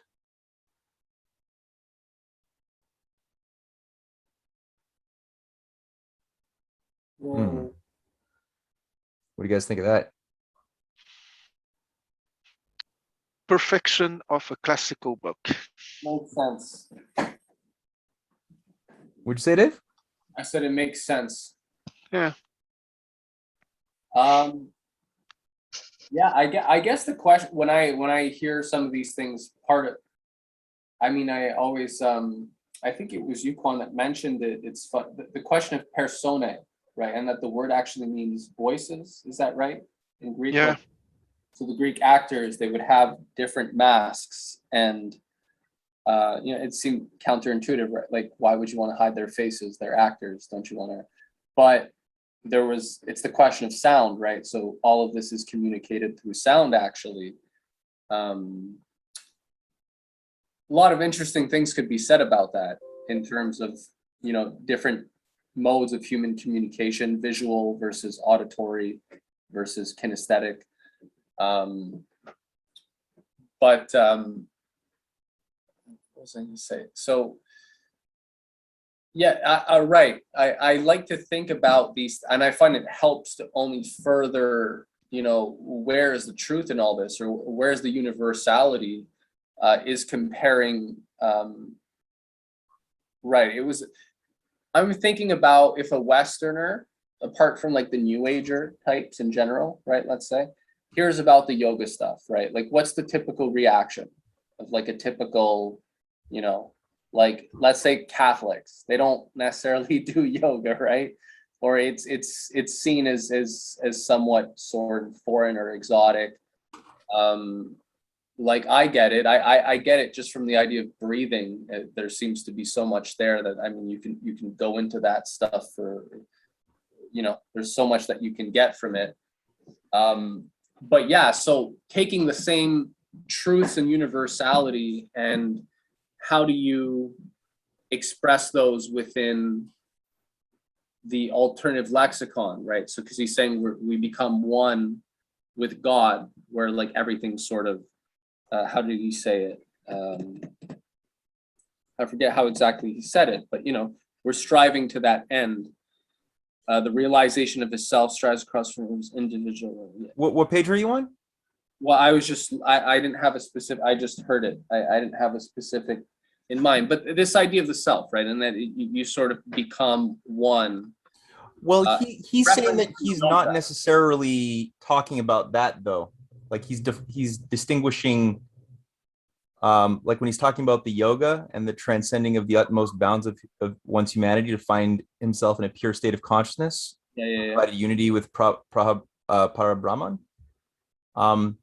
There's no certain He's concept. distinguishing like that is something he acknowledges is part of the Indian cultural you know, reality and experience, but he's separating what he was doing in this book from necessarily that. Well, he says, while accepting their testimony as true, let us at the same time have faith in the testimony of others who have felt a profound love, which is the intense feeling of union, for a being who comprehends in himself all Oh, I things, see what you're saying. Yeah. knowledge, Okay. will, and action. I guess I'm just saying the transfer between different modes of thinking, or like when we're talking about different cultures or different faiths. And right, that's why I was talking about, sorry, I was getting a bit, the personae idea, right? So you have these different voices, you have a dialogue among these different things, and they're expressed differently.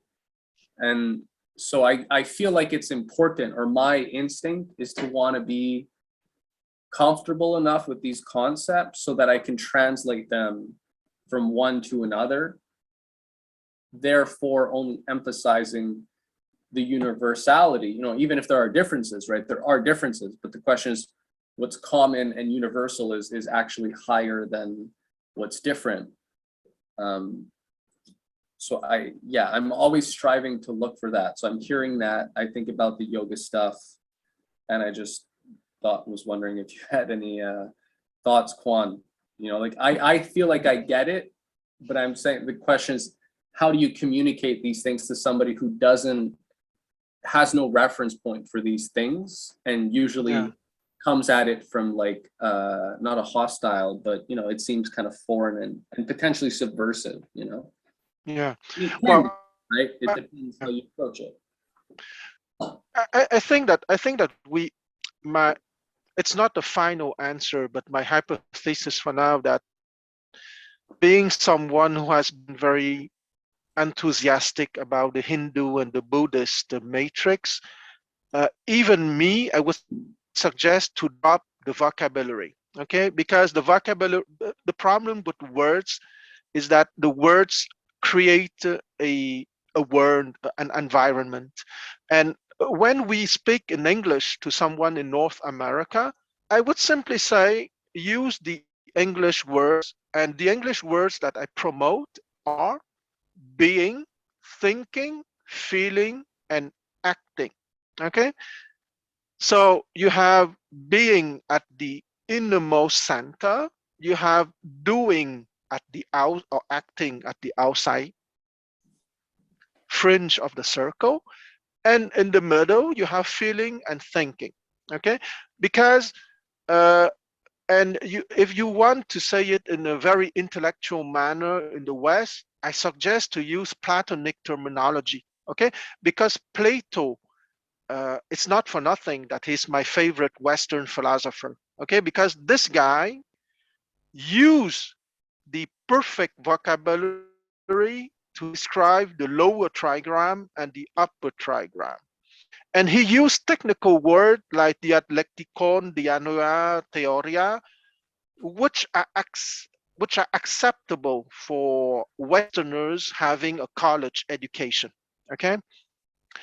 Then I would suggest simply to say doing, thinking, feeling, being. Or if you have someone having college education or having read a lot, Plato is more than perfect. Yeah, fair enough. Yeah, I mean, they should have taught us Greek in school, so yeah, that made a lot of things a lot easier, right? Well, Dave, you're speaking to a conspiracy theorist. Okay, Plato has been trashed because the oligarchy wanted to dumb down people. Yeah, that's an article right there too. That's going to be I mean, that's important. And yeah, you're right. I'm trying to I suggest, or I'm in favor, let's get rid of the word conspiracy theory and it's psyops. Yeah, psyops, it's cool. Is a real thing. Conspiracy theories may or may not be true, but psyop is real. I mean, and for the person who doesn't know what a psyop is, you kind of explain how psyops work. You say, look, intelligence agencies don't exist like for nothing. These things, this is what they do. If they didn't do that, we wouldn't need them. Or, I mean, bad guys wouldn't need them. It wouldn't be necessary.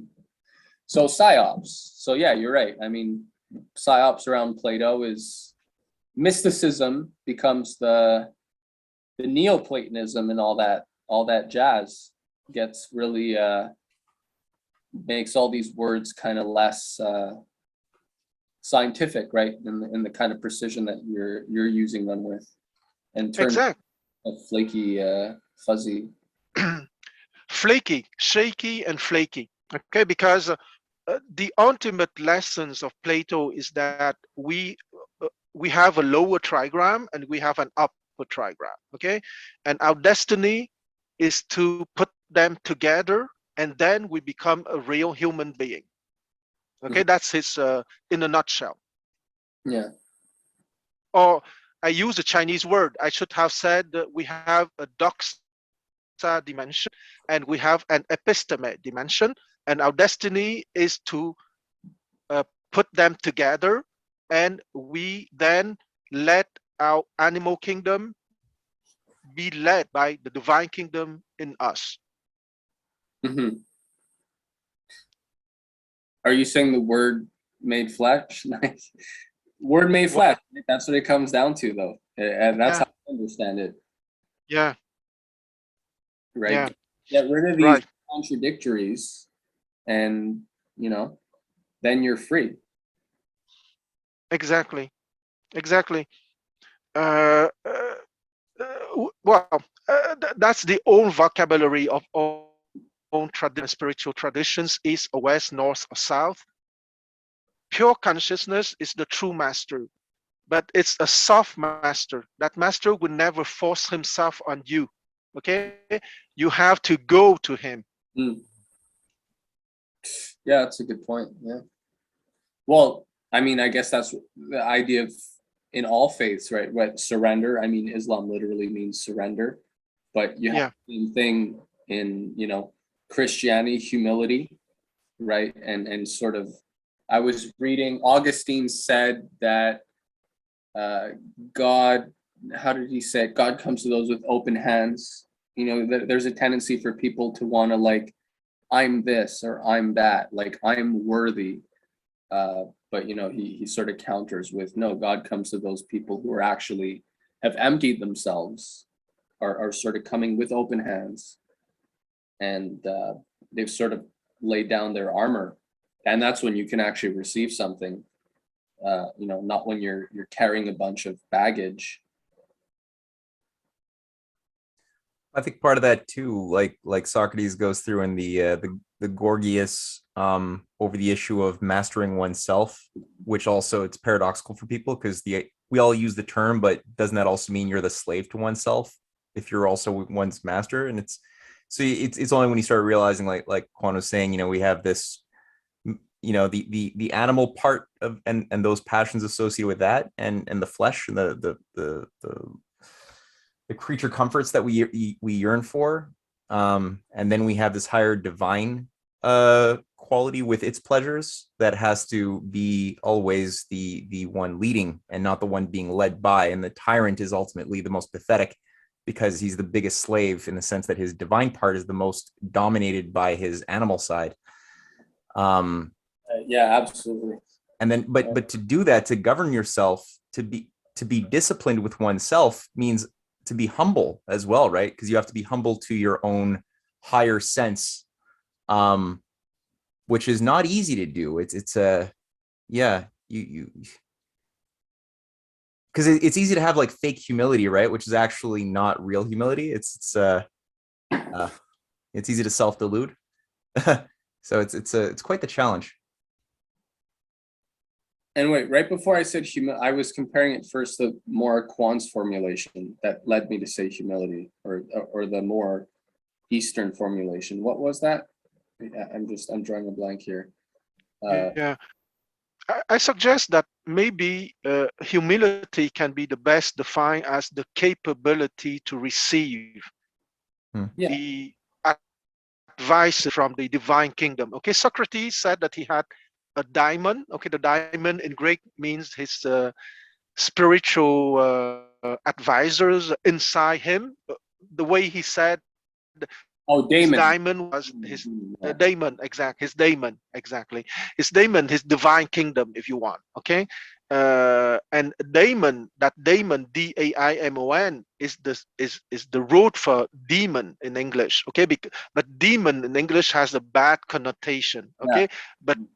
but daimon in the Greek sense of Socrates, that daimon is simply a spiritual voice, but that daimon is the divine kingdom in him, is the and humility is his animal part being capable to receive the advices from the daimon.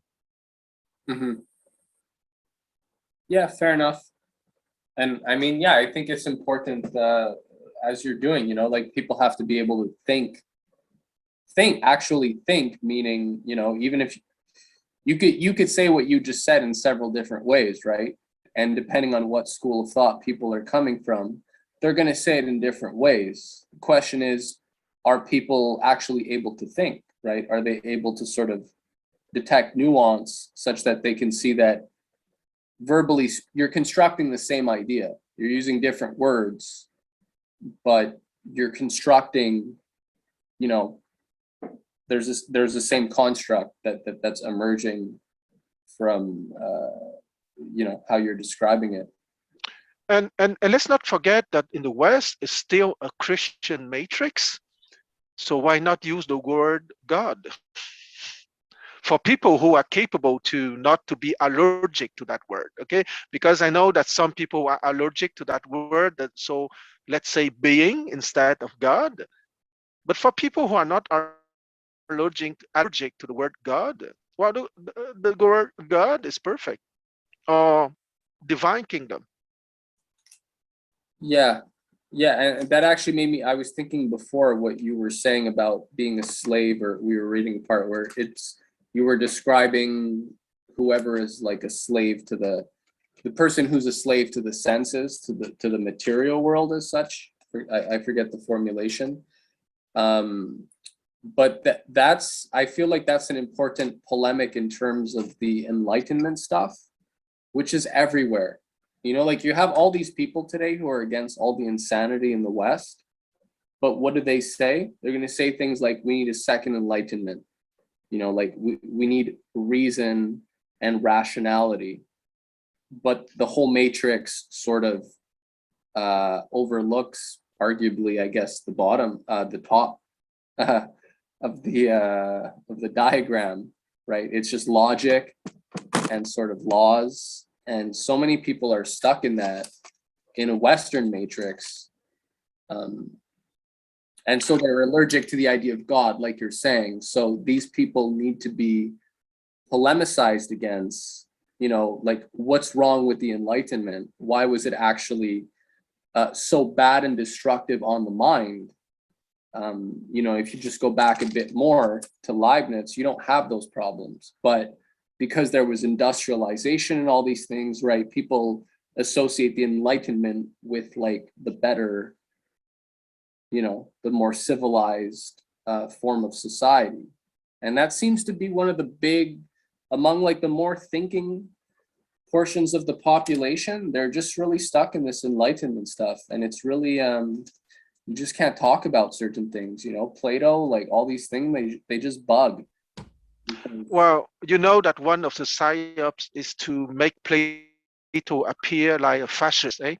And precisely among those supposedly enlightened people, Plato is rejected because of his supposed fascism.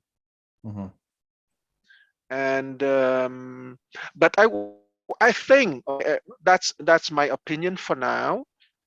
The problem is to bring precisely those people who are imprisoned in the rigid prison of logic, formal logic, to bring them to true art, to true music, to true beauty. Okay, I repeat one of my cassettes.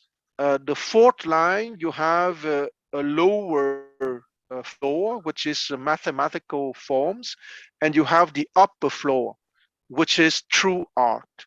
I believe very much that the redemption of that so-called enlightened, of those so-called enlightened people, will probably go through the appreciation of true art.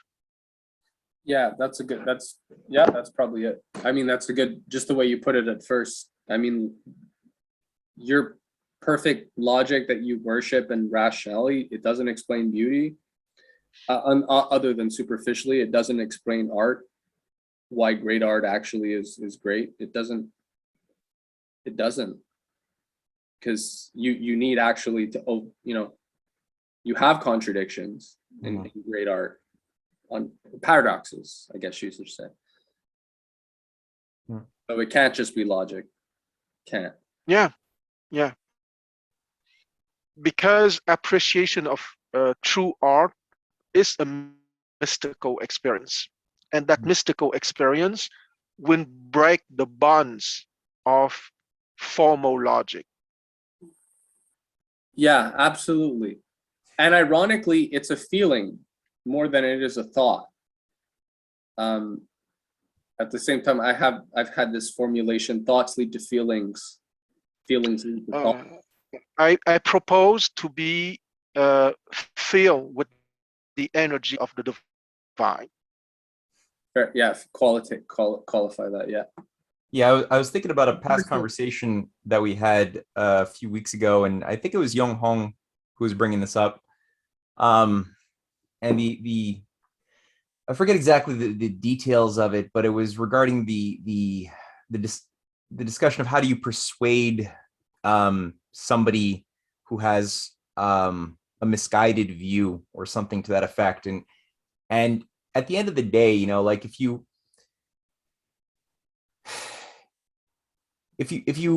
try to use logic when somebody is unaware of their own ignorance, it's almost impossible in so many ways. It's not to say that dialectic should not always be attempted whenever possible, but many cases people don't even have the means, the faculties to engage in that type of self-reflective dialogue needed for a discovery to happen. So the best, rather than telling somebody the reasons why they should change or why they should be good or whatever, is just to be a good person yourself, to be a loving, consistent, good person and walking the walk without expecting anybody to change. Often that has more enduring value if you're consistent about it than anything you could possibly say that appeals to one's logic. Absolutely. just a living sort of embodiment of something that just sticks in their mind. They're like, and it acts on a deeper level than the mind. On one level, I was thinking that part of that actually comes down to confidence, in the sense that you don't need to convince anybody of anything. You don't feel the need to. You feel the need to impart wisdom and to speak truth, and to be true to yourself, and to be true to the greater order of things. But you're not so worried that you need to convince somebody. And as I was thinking, especially with young people, especially since they're just, their heads are full of so much stuff, to say nothing of the boomers, right? We're thinking more young people more than, yeah, I mean, I mentioned it in a telegram, but it just felt like a very practical approach, less force, right? A gentle sort of approach, kind of just offering whatever wisdom that you have yourself, you feel that you've discovered, and just feeling like sharing that without having the need to sort of proselytize people. I think that's what especially young people need, right? They need wisdom because they're just not getting it. I guess, it's going to have an effect because they're just not getting it at school. They're not getting it at entertainment. And if we reject the sort of Huxleyan cynical view that, people are just like these all debased, hyper-centralized people, and they don't have a soul, so they or their souls will disappear and they can't receive what you're giving. If we reject that, then I mean, even the ones that seem pretty sort of stuck in the culture, I mean, as Paul said, he was the chief of sinners. You don't know which ones are actually going to receive that wisdom. The best thing you can do is not be forceful. Offer what you feel you can offer, and just leave it there. And if we believe in nature and sort of the natural goodness of things, that should be enough to let certain seeds take hold. The parable in the Bible, the seed on the side of the road, some of them take root, right? Some of them get caught in the infertile soil. Some of them just get burned by the sun. Mm-hmm. But you can throw the seeds out with confidence that people have an innate ability to sort of receive it, and so you don't have to try and convert people if you're what you're talking about. Yeah. Well, it's like Schiller said, he was serious when he said no man must, and it's so often quoted and cited, but he's damn serious. Like, really, no man must. That's the principle of sovereignty, and you can't oblige anybody to change. You can, but to actually be effective at that, the way Schiller was, because he did ironically cause a lot of change, despite the fact that he didn't force it, requires, I guess, what we're all sort of aspiring to, like a lot of work to be able to sort of wield this question of rigor and knowledge, like a Benjamin Franklin does. Like, I was reading Ben Franklin's writings that Jean-François Sauvé gave us, and it's like 9 volumes of Ben Franklin. And what's extraordinary about this guy, in the 1880s, after the war with Britain, he's still in France, and there's these correspondences that he has with different members of the British Parliament, and they love him. Like, this is the guy who, and he likes them too. He's like, they have every reason to hate him because he just initiated one of the most embarrassing, kicks in the balls to the empire ever. But he has this way where he's just speaking in stories, and he's got just this wealth of creative flexibility when he's talking to people through lateral metaphors, and he's got so many stories and stuff. And that's just how he's making people like him, even if they have all the reason to hate him. So he's really doing what Lincoln said is, I defeat my enemies by turning them into my friends. And it sounds all, naive, but you're like, these are people who were doing it. He actually did it. It's quite but it's not easy. Like, it requires like a lot of work on our parts to be able to start wielding that quality of transformative power. Yeah. Amen. Yeah. I have it.